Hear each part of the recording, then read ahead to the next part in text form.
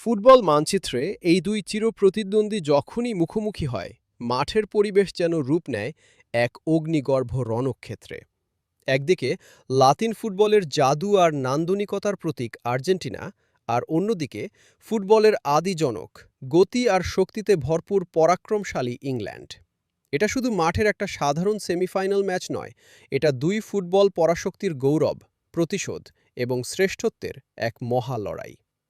এই দুই দলের শত্রুতার গল্প শুধু মাঠের ফুটবল দিয়ে মাপা যাবে না, এর পেছনে মিশে আছে ফকল্যান্ড যুদ্ধের রক্তক্ষয়ী ইতিহাস ও রাজনৈতিক ক্ষোভ।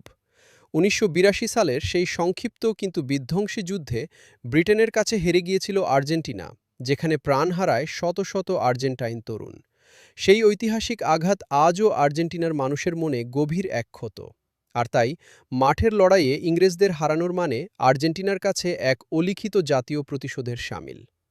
যুদ্ধের ঠিক ৪ বছর পর ১৯৮৬ বিশ্বকাপের কোয়ার্টার ফাইনালে ম্যারাডোনা একাই স্তব্ধ করে দিয়েছিলেন পুরো ব্রিটেনকে। প্রথমে সেই স্মরণীয় ও বিতর্কিত হ্যান্ড অফ গড গোল, আর তার ঠিক পরেই মাঝমাঠ থেকে একা বল টেনে পুরো ইংলিশ রক্ষণভাগকে ফাঁকি দিয়ে করা সেই শতাব্দীর সেরা গোল। ম্যারাডোনা তার আত্মজীবনীতেও স্বীকার করেছিলেন, ওটা ছিল ফকল্যান্ডে নিহত স্বদেশী তরুণদের উদ্দেশ্যে এক পবিত্র ফুটবলীয় প্রতিশোধ। উত্তেজনার এই সিলসিলা থেমে থাকেনি পরবর্তী প্রজন্মেও। ১৯৯৮ বিশ্বকাপে সিমিওনের ফাঁদে পড়ে লাল কার্ড দেখে মাঠ ছাড়েন ডেভিড বেকহাম, আর ইংল্যান্ড বিদায় নেয় টুর্নামেন্ট থেকে। এর ৪ বছর পর ২০০২ বিশ্বকাপে পেনাল্টি থেকে গোল করে সেই বেকহামই আবার ইংল্যান্ডকে এনে দিয়েছিলেন এক মধুর প্রতিশোধের আনন্দ।